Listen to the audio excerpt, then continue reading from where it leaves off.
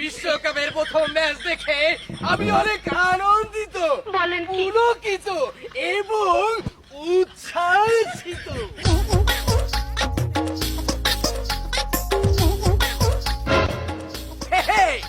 এসো পুত্র এসো, আমি তো তোমার অপেক্ষায় বসেছিলাম।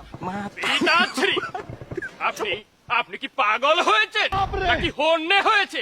এই অবর বেলায় এই জঙ্গল দিয়ে একা একা বাঁশি বাজিয়ে বেড়াচ্ছেন?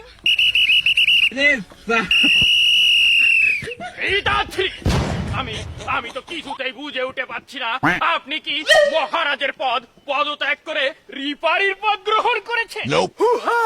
পুত্র পুত্র তুমি এক্ষুনি বিরাজিলে একটি পিয়াদা পাঠাও, নতুবা আমার কবুতর সালা থেকে একটি সুস্থ সবল এবং শক্তিশালী কবুতরের পায়ে চিঠি লেখো।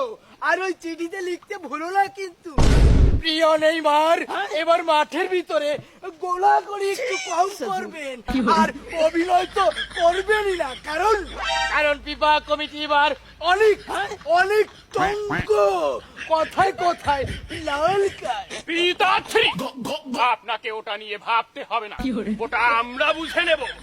আমার তো এখন সন্দেহ হচ্ছে আপনাদের ওই যে মানে হুলো আর কি, ওকে কি এবারও বিশ্বকাপ খেলাবে নাকি শোপিসের মতো মাঠের সাইডে সাজিয়ে রাখবে? ওকে আমি জন্ম দিয়েই ভুল করেছি। আমার মহারানী বাসর রাতে আমার কাছে আবদার করে সে ব্রাজিলের অ্যামাজন জঙ্গলে হানিমুনে যাবে। আমি পরদিন সকালেই অ্যামাজন জঙ্গলে চলে যাই, আর গিয়ে সেখানের একটি রাবার গাছের তলে তাঁবু বিছিয়ে সেখানে নিশি যাপন করি। আমার মনে হয় ওইখানেই ডিস্টার্বটা হয়েছে, না হলে আমার রক্ত হলুদ হতে পারে না। পিতাশ্রী, আপনি আপনি আমার পিতা হওয়া সত্ত্বেও আজ যে আমাকে অপমান করলেন, আমি আপনার পুত্র হয়ে আপনাকে পিতা হিসেবে বহিষ্কার করলাম এবং আপনার বিরুদ্ধে আমি বিদ্রোহ ঘোষণা করলাম। বিদ্রোহ। হাসি দিয়ে আমি আমার হাসিকে কখনো অপমান করব না, কারণ ওই হলুদ কখনো আমার পুত্র অথবা আমার রক্ত হতে পারে না।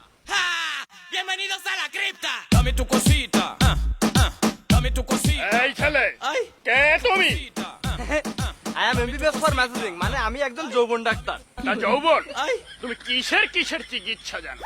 যৌবন থেকে বৃদ্ধ, নারী থেকে পুরুষ, আর রাজা থেকে রানী, সবারই চিকিৎসা আমি জানি। যৌবন, আমি তো এতদিন তোমাকেই খুঁজছিলাম। আমি আমার পিতার বিরুদ্ধে বিদ্রোহ ঘোষণা করেছি। আমি জানি আমি আমার পিতার সঙ্গে আমার সৈন্য নিয়ে কোনোভাবে এই যুদ্ধে পারবো না। তাই আমার পিতাকে আমি ছলে বলে কলা কৌশলে মারতে চাই। তুমি আমাকে এমন একটি ওষুধ দাও যাতে সেই ওষুধ আমার পিতাকে পান করিয়ে আমি তাকে মেরে ফেলতে পারি। যুবরাজ, এটা তো আমার বাহাতের খেল। আজ রাত দ্বিতীয় প্রহরে আমার সঙ্গে আমার চেম্বারে এসে দেখা করুন, আপনি আপনার ওষুধ পেয়ে যাবেন। উফ সাকিরা, তুমি কি আমার মাথা থেকে কেন যাচ্ছ না? দাই পিতাশ্রী, দাই ফিকো, আমি কি দেখছি? আমি কি ভুল দেখছি? দেখে না, আমি তো সঠিক দেখছি।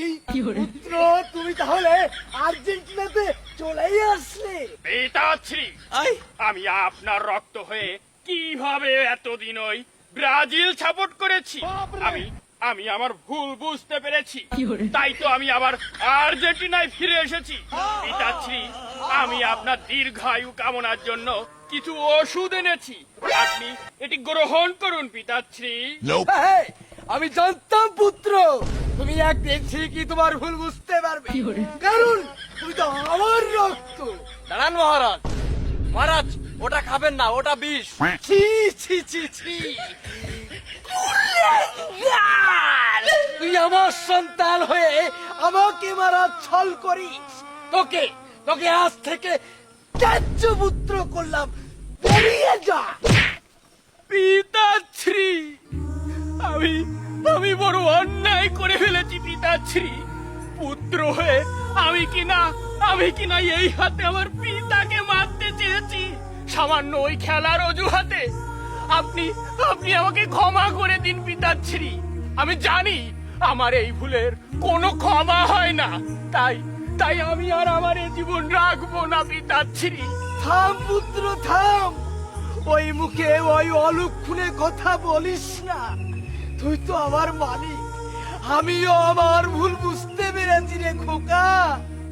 এই সামান্য খেলা নিয়ে আমিও তোকে কত অপমান অত্যাচার অন্যায় করেছি। এই খেলা নিয়ে এত বাড়াবাড়ি করা আমারও উচিত হয়নি রে খোকন শোনা।